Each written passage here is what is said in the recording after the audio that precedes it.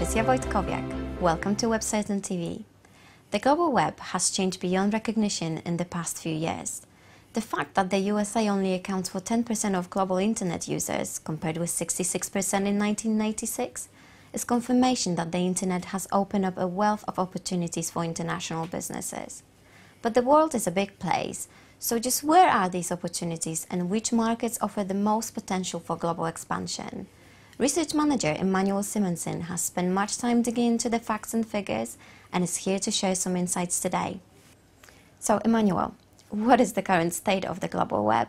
Is everyone more or less connected these days? Well, it's an interesting question, right? Because if you're living here in the Western Hemisphere, surely it would seem that way, that everyone is connected with their iPhones, tablets, desktops, laptops, multi-device users. But the reality is really that even though we've come a very long way since the early days of the web, I mean, if we go far back to 1997, 2 out of every 3 internet users were based in the US. Now, if we look at that figure today, you actually only have 1 in 10 people coming from the US. So 90% of people on the global internet today are outside of the US.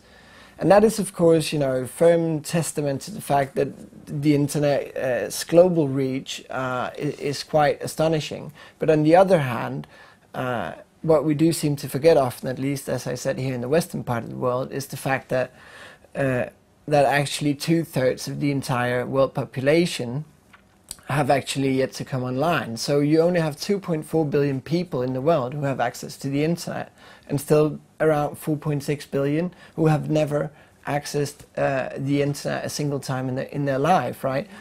And so really what we're talking about in present day is the fact that the global web, as a global phenomenon, is really more in its infancy rather than highly developed. Of course, there are massive differences, but when we look at it, from a high level, looking down as a global perspective, it's still the very early stages of adoption.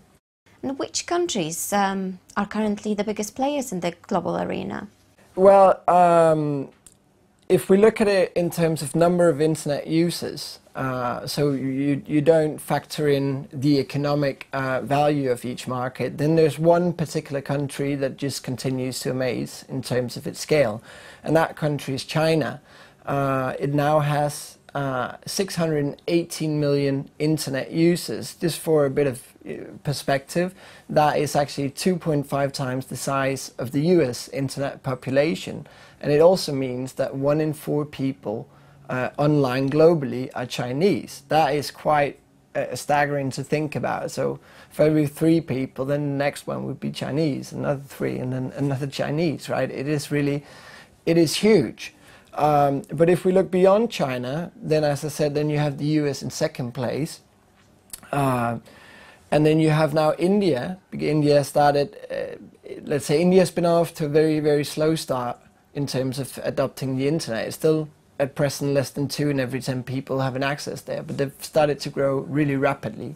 And it's now the 3rd largest country worldwide for internet users. Then you would have Japan, Brazil, Russia, Germany.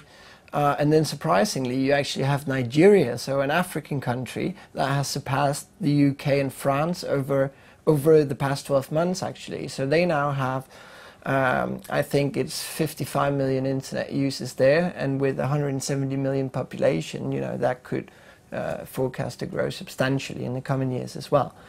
And yeah, then you have the developed markets of the UK and France finishing off the top 10 list. Could you also tell us, if we look at the near future, say 5 years from now, will these countries remain as dominant? And what can we expect to happen? That is a really interesting question, because as marketers, what we really want to do is we want to stay ahead of the curve and get in there, at the early stages and ride that wave of growth.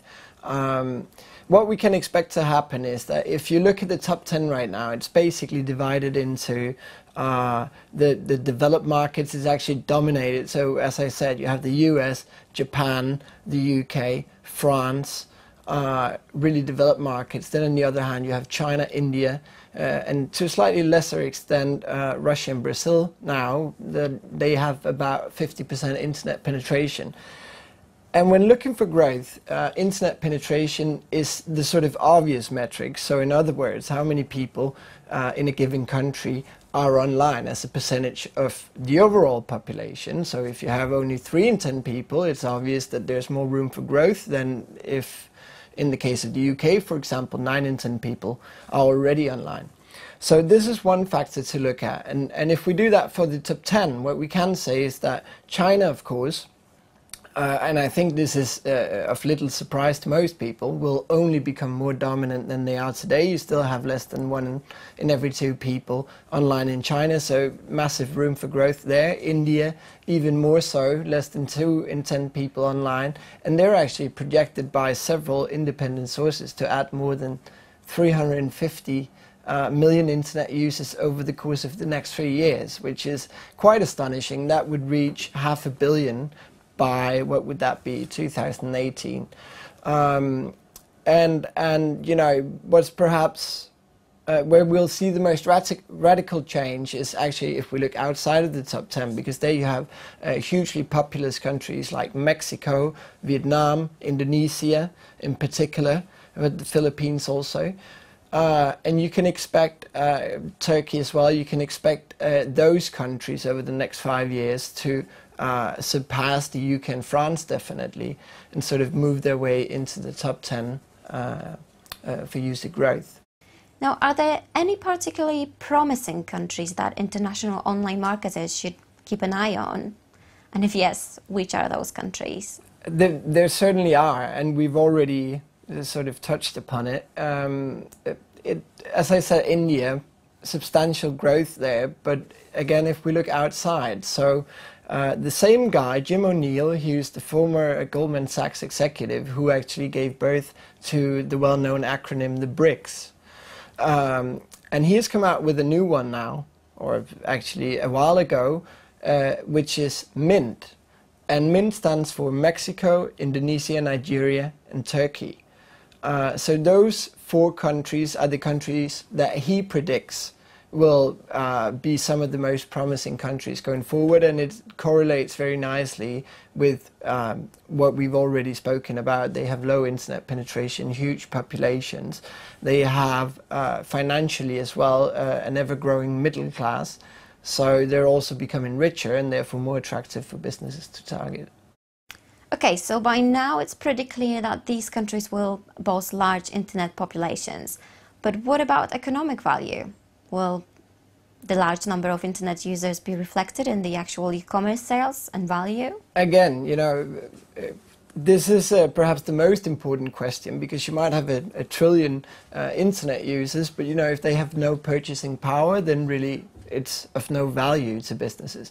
But a really, really interesting shift is happening right now, where we used to see these countries, especially in Asia, just merely, I say, having large internet populations, but they're evolving from having just large internet populations to having large internet populations with significant purchasing power.